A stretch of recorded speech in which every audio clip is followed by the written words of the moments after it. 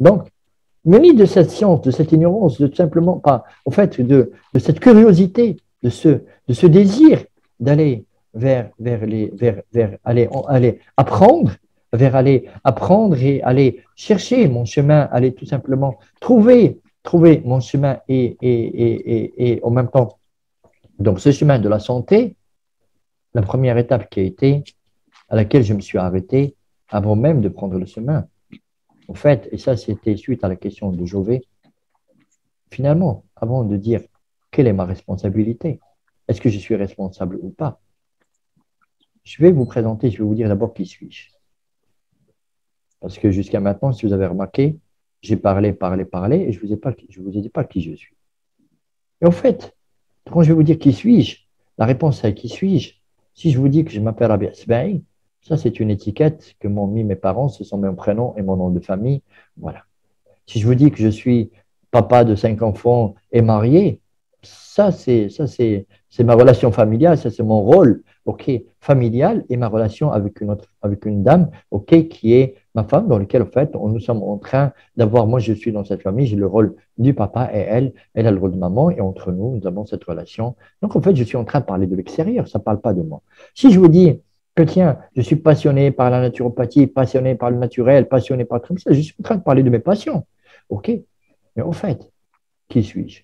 Et c'est quelque chose qui est vraiment très, très important. C'est vraiment quelque chose très important et que j'ai appris principalement avec quelqu'un que je n'ai pas cité, qui est Abdelrahman Dakel Hashim, qui est un monsieur qui a développé ce qu'on appelle la jurisprudence de l'âme. Et d'ailleurs, le premier cours sur lequel j'ai travaillé avec lui, c'est le qui suis-je.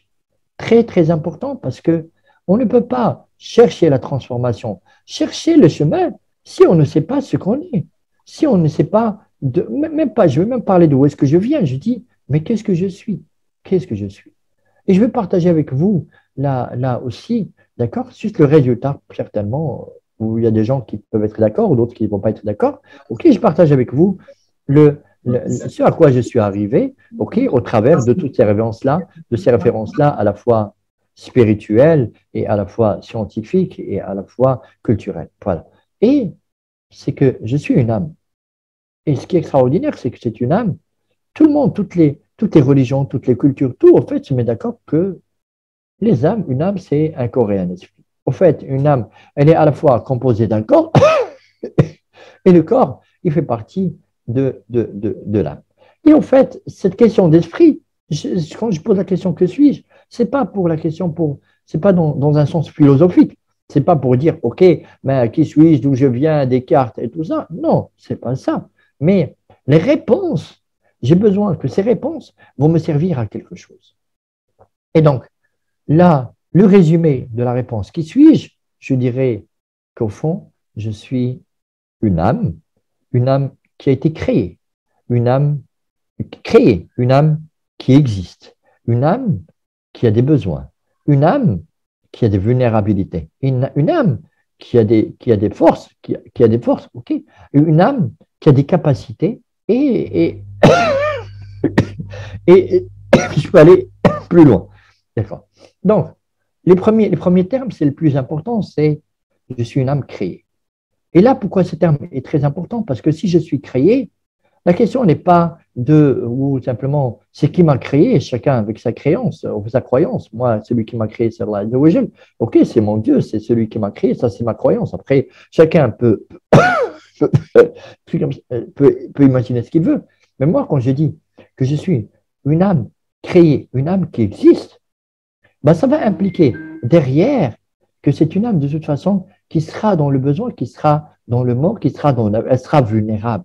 Et son créateur a mis en programme parfait dans cette âme-là. Hein, dans cette âme-là, en fait, dans ce corps-là, initialement, quand cette âme a vu le jour, quand elle est sortie du ventre de la maman, en fait, le programme avec lequel il sort est un programme parfait. Et ça, c'est vraiment très important. Je reviendrai, par rapport aux besoins et tout ça, certainement, je reviendrai avec Mohamed Moudni ou bien tout seul dans une autre conférence où je parlerai à ce moment-là de cette notion de la vulnérabilité, de cette notion de l'importance de cette notion de la vulnérabilité, de l'importance de cette notion du besoin non pas le besoin commercial, non le besoin au sens commercial ou le sens marketing, mais les besoins tels que le créateur, ce que, le créateur dans cette âme-là. Quels sont les besoins réels? Et en fait, je reprendrai une phrase de Mohamed Zmoudni, les besoins de l'homme, ils n'ont jamais changé depuis Adam. Depuis Adam, ils n'ont jamais changé. En fait, ça n'a jamais changé. Donc, une fois que j'ai déterminé que je sais qui suis-je, maintenant, il y a la deuxième étape qui va venir.